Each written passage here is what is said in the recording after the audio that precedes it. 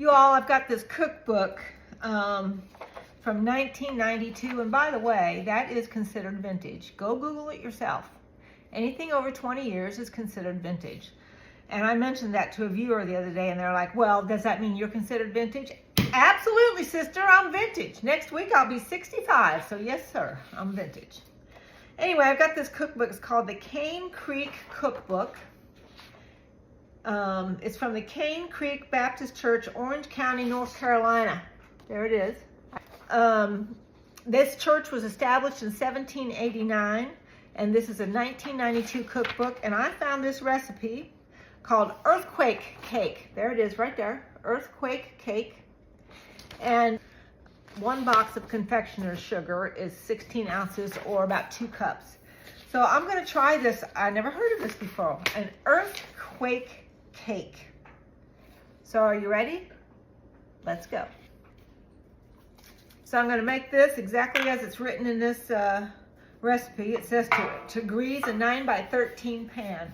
Somebody at one point said something about the way I say grease. That's the way my grandma always said it. You grease your pans. I guess it's grease. Grease your pans? I think it's grease. That's just the way I've always said it. So I'm gonna use this Pam spray. You need a 9 by 13 pan. Grease or grease it, however you'd like. You need 1 cup of chopped pecans, and you just put them right in the bottom of the pan.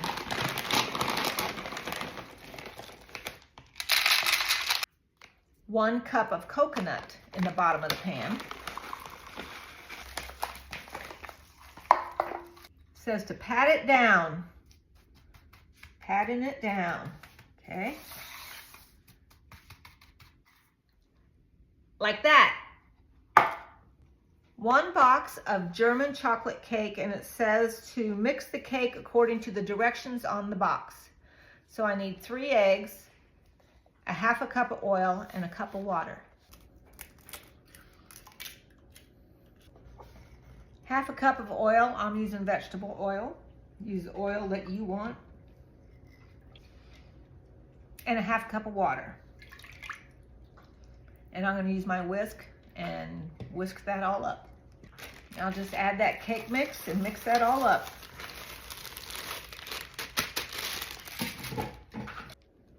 Like that. You're supposed to pour it over this. Pour all of this over all of that.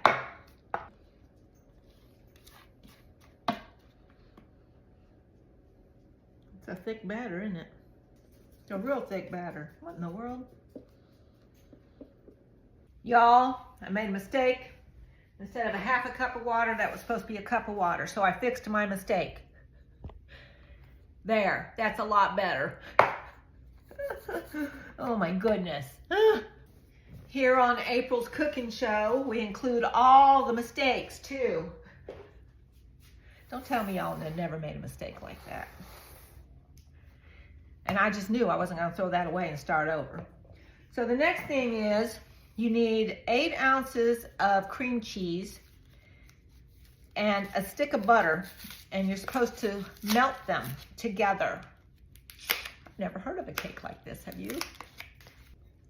All right, I got my stick of butter in there, and now I have to put this cream cheese in there, and I guess I'm going to go ahead and put it in the microwave and melt it.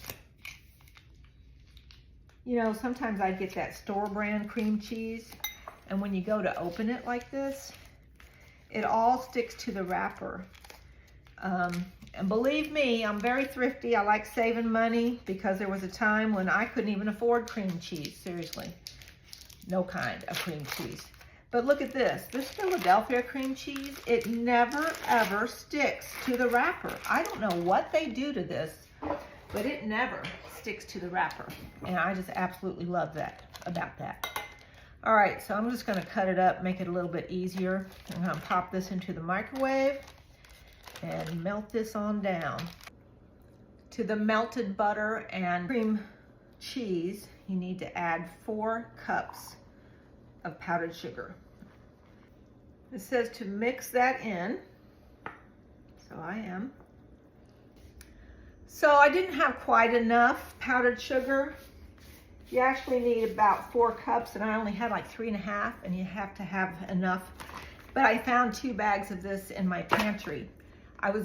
Before I found that though, I was fixing to go make some, and just in case somebody doesn't know, you can make your own powdered sugar.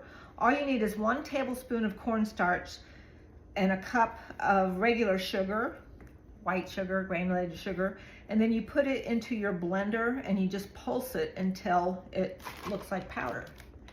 So in a pinch, you can make your own, just in case you didn't know. Watch my dogs play while I mix this up. What y'all doing? Yeah, you can't have any of this 'cause it's chocolate. You guys can't have chocolate. All right, I think it's all mixed up. There it is. And now I have to put it on the cake. Has anybody ever made this before? Earthquake cake. It says to spoon it over the cake mixture. Well, I poured it. I hope that was okay. And is this what it's supposed to look like? Don't know. We'll find out. Supposed to bake it for 350, at 350 for 45 minutes. So I'm gonna pop it into the oven. Look at this. It smells so good. It's really, really hot. So I have to wait until it cools off. Right now I have to go see Dad and Aunt Norma. But when I come back, I'm gonna get some out of here and give it a taste. So this is earthquake cake. Maybe they call it earthquake cake because look at it. It's got a bunch of cracks in it. Do you suppose that's why? No clue. Holy moly, that smells so good. All right, be back. This is still a little bit warm on the bottom, but it's getting late and I need to cut it and get a taste for the camera.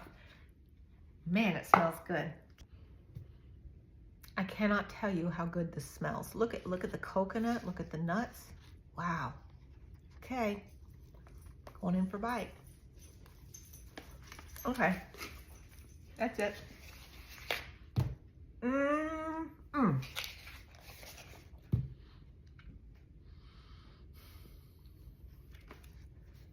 It reminds me of a Mounds bar or an Almond Joy with the nuts in there. That is delicious. That's one of the best cakes I've ever made. Look at that layer of coconut and nuts. Earthquake cake from a 1992 cookbook. You guys need to make that.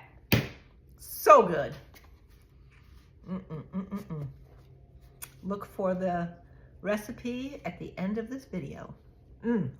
Make that.